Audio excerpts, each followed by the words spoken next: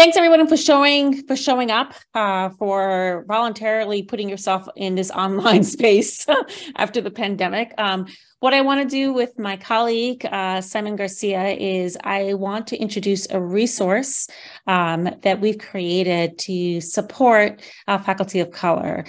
So this is an online resource that we'll kind of explain in our talk how we kind of envision this as something that faculty of color can use and also allies as well. The next slide, we'll kind of introduce ourselves. Simon, do you have that? Okay, well, obviously I'm Irene López. I'm a professor of psychology at Kenyon. And I'm Simon Garcia, and I teach in chemistry at Kenyon College. Before we begin, we have a really important statement that we'd like to make. Yeah, so we derive our livelihood from our employment with Kenyon College. So we want to acknowledge that the college exists because it was built on the ancestral homelands of Indigenous peoples. So we appreciate your solemn attention to our acknowledgement.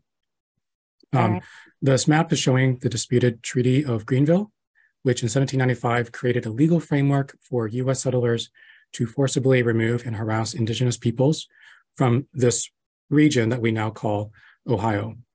At that time, this included people identified as Miamia, Lenape, Wyandot, and Shawnee. That event cleared the way for Kenyon and other Ohio colleges to settle throughout this land in the 19th century. Although Kenyon was founded in 1824, Black students did not enroll here until 1949, and female students could not enroll until 1969. So we feel a responsibility to examine and consider how this history shaped the college, as well as the entire world that we have today, in all of our work, but I think especially in the context of this project. If you're curious about this map, it is from Native Land Digital. It's a majority Indigenous-run nonprofit organization. Thank you. And Irene, I think you wanted to say something about, well, go ahead. No, I just wanted to, well, first I wanted to say thank you. What you just saw is an example of the kind of inclusive teaching that Simon and I have really been talking about. How do we do this in the classroom? Particularly this presentation is focused on understanding the experiences of those who are marginalized. And we think it's really important to kind of, set the groundwork as we begin. In our next slide, what I want to talk is just briefly tell you what the intended outcomes hopefully are of our presentation. We're going to be presenting research that focuses exclusively on faculty of color. And although we think that some of the research that we will present to you can be applied to other marginalized groups as well. So there are two audiences for this. The first is going to be faculty of color, so that if you identify as someone who is minoritized in academia, that you'll understand the value of the work that you do for the institution, that if you've had issues of self-doubt, you'll be able to kind of contextualize that self-doubt, figure out kind of where that's kind of coming from as we present the work that we found. And also that you can take this work, actually take the website that we're going to present to you and use it to kind of support yourself when it comes time to document your experiences when it's time for a review. And if you do not identify as faculty of color, we do have a message for everyone, which is to recognize the institutional benefits that are provided, disproportionately provided by faculty of color, as well as challenges disproportionately experienced by faculty of color. And hopefully by understanding this, you can use some documented research findings, peer-reviewed research findings, to advocate for the recognition of their contributions. Okay, so let's just kind of look at some data pretty quickly just to kind of set the stage, right? So when we're talking about faculty of color, the first thing that we have to think about is who's included under that label and their representation. What I'm presenting you here, and I think we've put a link also in the chat if you wanted to look at this data a little bit more closely, is data that was collected by the American Association of University Professors, AAUP, in 2018, published in 2020, with a sample size of over 2,000, almost actually kind of 3,000 faculty at nonprofit institutions. And what they've done is they said, okay, so how many faculty sort of identify within these categories? And how do they compare with their representation according to the census?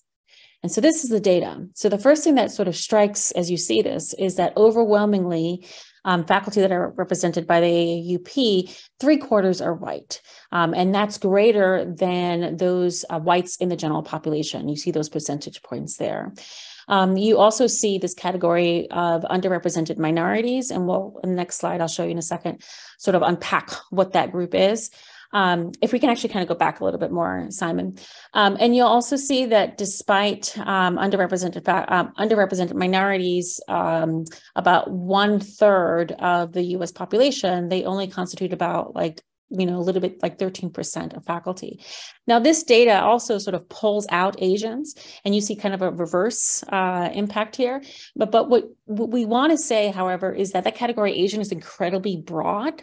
And what you find is that there is discrimination, obviously, that Asian professors are also facing as well. And so for our research, when we talk about faculty of color, we actually are including Asians. So the first thing that kind of sticks out, right, is that whites are overrepresented in academia. The Academy has done really good work in increasing representations of students of color, but we have not done really good work in diversifying the faculty body.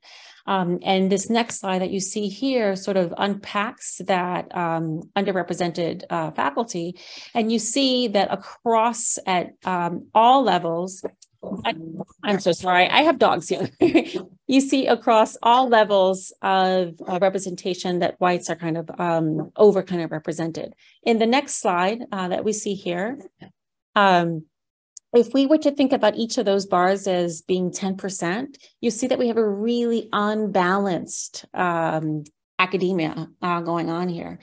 In fact, it's so unbalanced, if we can kind of go through the next, that there's been this hashtag that's been proliferating online talking about academia so white. Next slide. So I wanted to show just examples of things that you may have heard, either like just in discourses about faculty hiring or retention or and things like that. And we put these examples because none of them is explicitly discriminatory, but they're examples of the kinds of experiences that have a disparate impact on faculty of color. They're not the only things we need to worry about. They're just pretty common and insidious.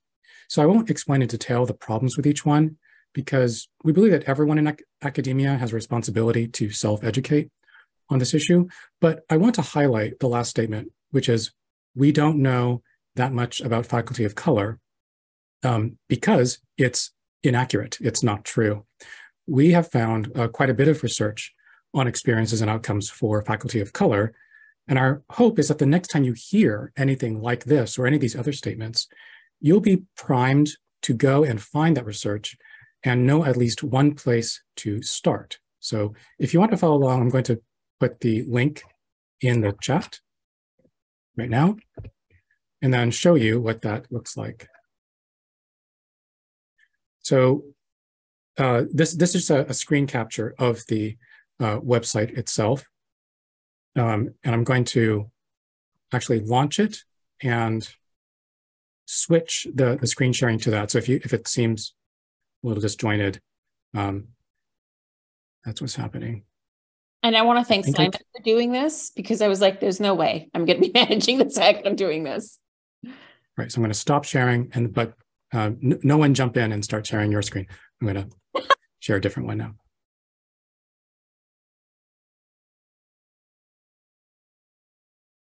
Okay, so it should now be showing the Faculty of Color Network website. Irene, is that? Yes, it is. Yes, it is. Okay, great. So won't drill into all the details, but basically it contains a few sections. The one I think we're most excited about is the articles section, because it has these little cards, and each one is like a link, essentially, like a summary and a link to a peer-reviewed, or not all are peer-reviewed, but most of them are peer-reviewed article Actually, that are about some. If I may interrupt. These are. Those, so the website has different tabs. It has books, it has popular press, but under the article section, those are all peer-reviewed articles. Right, my mistake. Yeah, so we do have this new section for popular press, which are for discussions in media. If you're looking for a specific aspect, we also have a categories section, which allows you to pick some particular aspect, such as things like resilience or international faculty, discrimination. Not all of them discuss discrimination, so you may want to focus on certain aspects. Let me go back for a moment. We also have a section for books. There actually are quite a few books that summarize the research on this. So I'm scrolling really quickly just to show you that the number, if you want to see an actual one, you can go to the website yourself. And then if you're looking for, if I may, so we have 100 articles that are now online. So how would someone use this? So for example, if you identify of a particular group, you can kind of look for that and see what does the actual research say about the success of this particular group. If you are an ally, you can also look at sort of practices that you can kind of engage in to support faculty of color. What does the research say about teaching evaluations, for example, on faculty of color? So it's all there for folks to kind of look at. Great. Thank you, Irene. If you go to a particular article, at the bottom, you will find related ones. So there's a rabbit hole here for you to fall into if you'd like to do that. And we hope that you will fall into it.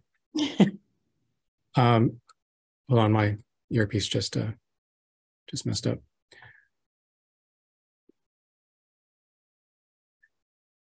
We also have a content analysis section if you want like a really quick like summary that you need to prepare for, like, I don't know, an executive report on something, or include, as well as an action plan where we make some suggestions that are based on the research.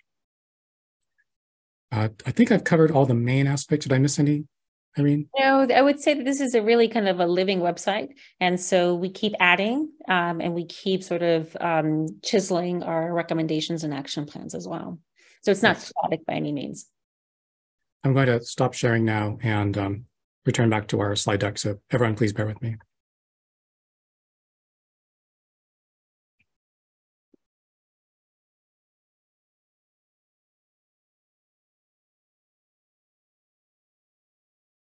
Right.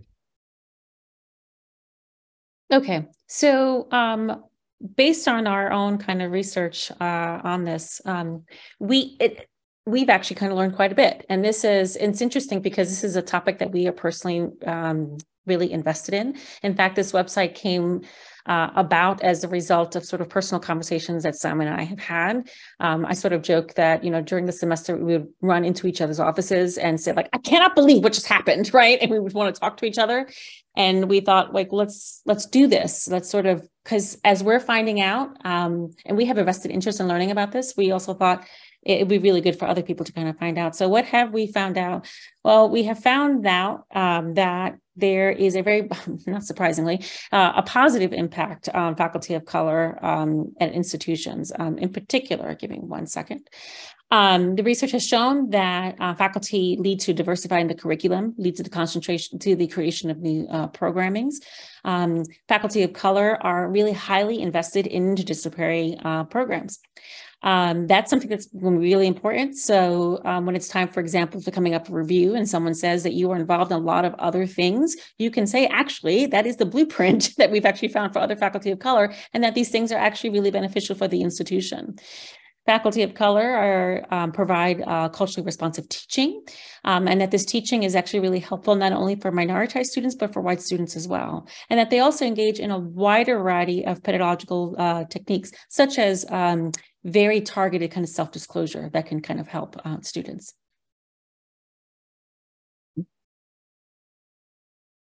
Did you want to do student success, Simon? Oh, I think you are going to do that part. Am I there? Yeah. And so just some of the things that you would imagine, right? So sort of providing kind of positive role models for students of color and creating campuses that are kind of inclusive. And as I said, just to kind of reiterate that these are positive impacts for student success, not only for minoritized students, but for white students as well. The next thing, right, is that although obviously there are really positive things that faculty of color contribute, faculty of color also face a number of issues as well. So, for example, in the research that's on the website, I'm going to go through this quickly because the point is to highlight the website. There are issues of marginalization. So one of the comments, for example, that you might hear is people sort of making like little backhanded comments about the qualifications of faculty of color. I don't know that journal. That journal may not be as prestigious. They're kind of publishing on lower tier journals.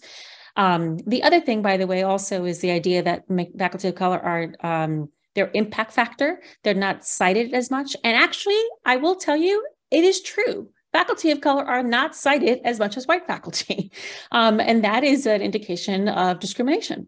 In fact, also, we've also found that women are not cited as much as men. Why? Because men engage more in self-citation than women. So these are kind of things, knowing this knowledge is going to be really important when it's time to kind of review someone. There's also issues of feeling hyper-visible, particularly on predominantly white campuses, but also invisible at the same time, and problems with inadequate mentoring. Next part. And faculty of color also face what the research has talked about, kind of a double bind. So they're sought for what they can contribute, but sometimes what they contribute is not seen as valuable. If we can go to the next. Simon. So now that you have access to these resources and this information, I'd like you to think about what you will do next time you hear comments like these types of comments or comments that are similar to them. Our hope is that the next time you do, you are primed to go find that research, that you know at least this one place to start. The next few slides are suggestions based on research on what faculty of color and allies can do to help faculty of color survive and thrive in academia. Do we have time to actually go through them, or? Sure, yeah, go ahead. Okay. So the first thing that we would say is that if you identify someone as a minoritized scholar, that it's really important that you document what you do. Of course, documenting what you do doesn't mean that you'll get the full credit for it, but it is really important for you to be able to sort of document everything that you're doing, because chances are that you may not be aware of everything that you're doing. So the research shows that faculty of color are often asked to contribute to service, and many faculty of color want to contribute to service. We would say that it's really important to ask for letters of recognition for service. So that sort of documents the work that you're doing. The other, and this is not exhaustive. The other thing that we would say is that it's also really important if you are a faculty of color to support other faculty of color, particularly, for example, if you've gotten tenure, you are in a position of authority. It's important to seek allyship not with others who do not necessarily identify as faculty of color, as the psychological research actually shows that if you want to begin to initiate change, it's really important that you bring up issues in the company of others as well. People will sort of take your claims much more seriously if there are other people kind of with you. The other thing we would say is that it's, if possible, serve on tenure and promotion committees so that you can be an effective ally for others. If you identify the next slide as an ally, good news is you already contributed to step one by attending this talk and thinking about all the good things that you would need to do to be a good ally. The other thing that we would say is to speak up. One of the big things that we read about in the research is that faculty of color will say, people came up to me afterwards and spoke to me privately about what happened. I can't believe X happened to you. I felt really bad. What can I do privately? It's so important to be public. It's so important to echo and have other people bring up your concerns as well. Because when you do it private, it's a weird dynamic when you're sort of doing things privately, because other people do not see what's kind of going on. And we would say that in order to activate change, you have to be able to take a stand and to be public. The other thing is we would recommend sort of an evaluation of policies at your institution to think about what are the guidelines, for example, for research and service, and also to thinking about what the research says about teaching evaluations for faculty of color. We know that faculty of color typically in predominantly white institutions have scored lower on teaching evaluations than white faculty, particularly even if they're teaching the same courses, by the way, but particularly also if they're teaching about courses related to race. Faculty of color may be recruited to teach about these issues, and yet they end up getting with lower teaching evaluation. And finally, the same piece of information is to serve on tenure and promotion committees, because your colleagues may not be aware of the research that we're talking about. And the final thing is we just want to thank CHAS, which is provided us the money to kind of get set up the website. And if you want to hear more, we were actually also showcased on a podcast by Psych Sessions. And while we're at it, I thought I would shout out Ted Mason and Rick Sheffield for lunchtime gatherings of faculty of color that they sponsored here at Kenyon to network and support each other. And we're done. Thank you. Thank you very much, Simon and Irene. Any questions?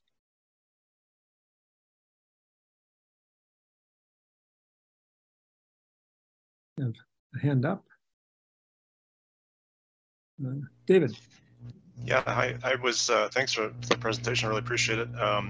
Just wondering if at Kenyon or folks from other institutions, given what we know about the bias that is inherent with student course evaluations, have there been any moves or suggestions at Kenyon or elsewhere to move away from student course evaluations? I heard the suggestion at a faculty meeting recently, and just wondering if others have been thinking about that, or other institutions that are considering that. It's so funny you should say this, because I just was, I'm continuously putting up articles on the website. And on the website, there's actually an article that talks about bias in student evaluations. And I think the year is 2022, right? So the time is really right for us to be thinking about this. And as a result of that article, I was talking to Simon, I was like, okay, our next step, right, is we have to bring this up. I don't know, actually, if there is discussion of, there's always murmurs, right? People are kind of aware of the bias, but I don't know if there has been any kind of push towards structural change. I know that that's actually something that I would be very interested in sort of pursuing, because the research is there.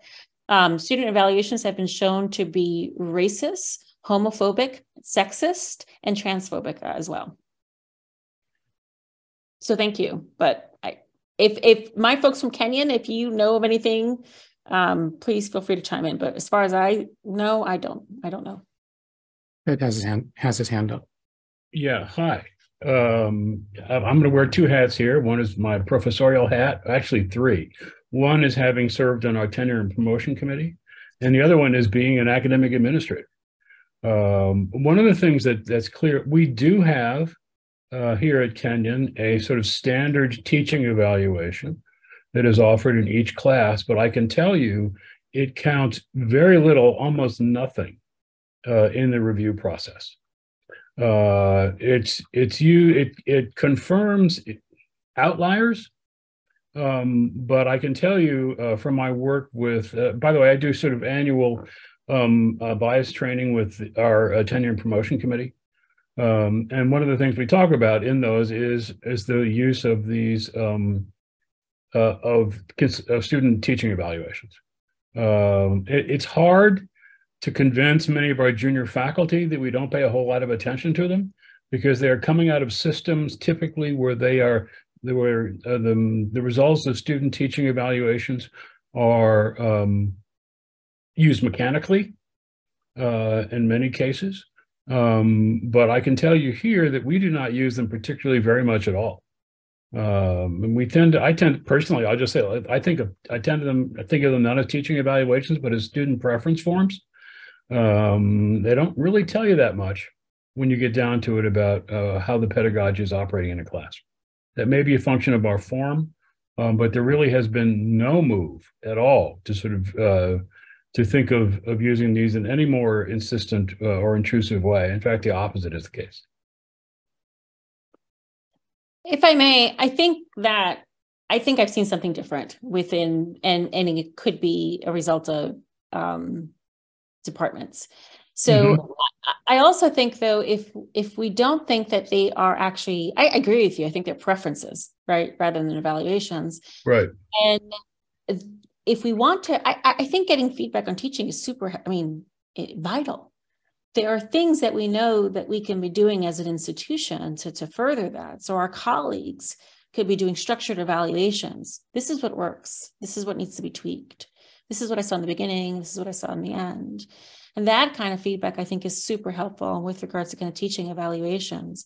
The other thing is that even if they count very little, we've all been at that other end looking at our teaching evals and just feeling like so crestfallen about what we're seeing. And so, I'm starting to think about these teaching evaluations as a form of harm, not as an effective kind of evaluation. No, I tend to agree. That if we don't use them why are we using them at all? I do think, and I'll say one more thing and then shut up, that one good space that needs to be done, and something I intend to do here, is to have us do a little bit more work on the, for lack of a better term, the challenges in peer evaluation. What are the ways, obviously, as we know, peer evaluation is thought of too frequently as a sort of substitute, a more reliable substitute for student teaching evaluations. And while that may well be true, there are still issues and education that needs to be done for our faculty here at Kenyon on what the pitfalls of peer evaluation might be.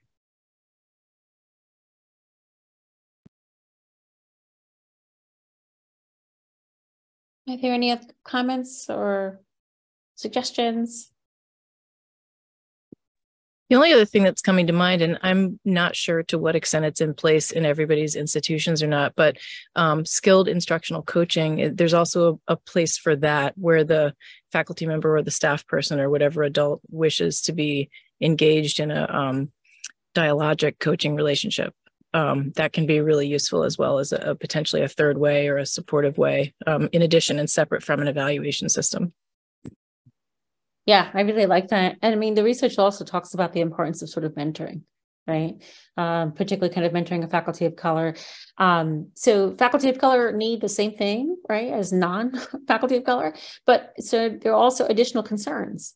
If you are a faculty of color, you put at a predominantly white institution, you really can be the only minority in the room. Or there could be some other kind of minoritized students and you. So, it's just, they can be situations of microaggressions that faculty are kind of facing. And so I think needs to be a real need of very culturally sensitive mentoring.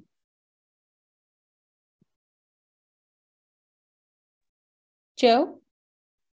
So as someone who asks faculty for a lot of work and provides even more opportunities for them to choose to do more work, I'm interested in this point you brought up about letters of recognition, and that is a place where my center could probably be doing better, but I'd be interested in your thoughts about what form that should take. Like what will, I don't know what a letter of recognition looks like other than like a certificate made with word art.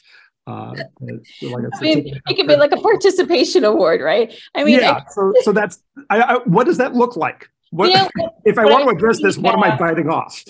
Well, and it could be an email that's CC'd to the chair, right? So that the chair is aware of the service that a colleague is providing to the college. We could also unpack what service means. There are many layers of service, right? The service to the college, the service to the department, service to the community, service to the profession. So I just think that we need to start making a lot of that invisible work visible. I don't know. What do you think, Simon? Yeah, I'll just have to admit, I don't have any great ideas right now. Yeah. About that. I mean, I guess when I talk to students about, whenever they, like students of color, provide a community service that isn't recognized, I will sometimes just write a letter to, like, I'll ask them, who is your letter writer for medical school? And then I'll say, I'll write a letter to them and request that they include an excerpt of my statements in their letter. But I'm sure that's just like a narrow one of many ways to do it. Ted, did you have a question? Yeah, I did. And it's prompted by the AAUP data. By the way, the website is really fantastic. And I'm forwarding it to a number of my colleagues at other places, including the liberal arts diversity officers are getting a copy. So, great, thank you. But here's the question I have, and it's more of a conundrum. Not only do we want to support faculty of color and minoritized faculty, we want to increase our number. That having been said, and I think of this whenever I talk to sort of students who are interested in going to the professoriate, it is a space of increasing precarity. And so what, if at this point we know, right, 75% of the folks who do post-secondary higher ed are contingent faculty. Tenure is under assault. Academic freedom is under assault. Is this a universe we want to be recommending people to go into? And I'm trying to figure out how to balance these two things. On the one hand, the desire to increase the number of underrepresented folks. But, part of me wants to say, and this is too extreme, hey, there's this boat called the Titanic. You should take a ride. And I don't know, and I'm being joking, but clearly this is a conundrum. And I'm wondering what your thoughts are on something like this issue. Simon, did you want to start that, or do you want me to? Yeah, I mean, like when I start thinking in those terms, my mind starts expanding the scope ever more, right? So this happens as well, like in STEM fields, like when I think there's actually a comment in the previous talk in the chat where someone said, what happens when students like resist you on a certain type of pedagogy because they just view it as not valuable. And sometimes that train of thought leads you to ask, so what do graduate programs, employers, medical schools, what do they value? And, the conundrum that's usually set up, so it's not Ted's conundrum, it's a different conundrum that's usually set up is, we want to set them up to fail. And I think the challenge, at least that I have sometimes, is knowing accurately what really failure would look like what really will set someone up to fail. But so I will seize on the point that like Ted's example is that of tenure. So as a tenure is under attack, and I think that's a good example of the ways in which you don't have to discriminate against a group of people explicitly to discriminate or to create a discriminatory environment. So attacking tenure, and I know this will be controversial, but to me, attacking tenure is in a sense attacking an opportunity that disproportionately supports faculty of color, like once they get it, right? That's the thing. Like getting the tenure sometimes could be a point of a disparity against faculty of color, but once you've got it, it enables a lot of the kinds of service and flexibility that that Irene covered as being the impacts of faculty of color. And so, I guess maybe one takeaway is be on the lookout for policies, like broad policies that apply to everyone, but have a disproportionate impact on minoritized faculty.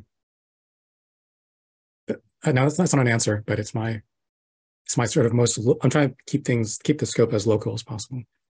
I think that you bring up a really excellent point, Ted, that kind of ambivalence, right? If we think about this, higher education, these institutions were historically not available to people who are minoritized, right? We were not allowed to be on these campuses to teach. These were not open to us. We know that the research talks, however, about the benefits of these institutions, right? We talk even though the previous presentation talked about the high burnout, right, there's something about this that's really powerful. Higher education is related to reduce mortality, all of this good stuff. So I think that in whatever kind of mentoring program, we do have to talk about the kind of ambivalence, because the other thing too is you can do really good recruitment and then they leave. Folks leave because they burn out. And that's, I think that's kind of where we're at, which is we want to be able to not only survive, we want to thrive as well. But you're right. This is the political climate now is really harsh. But then if we don't integrate, if we don't create higher numbers, there's a large benefit, right, to having a diverse faculty body. And if we don't, you're right, it is a sinking ship.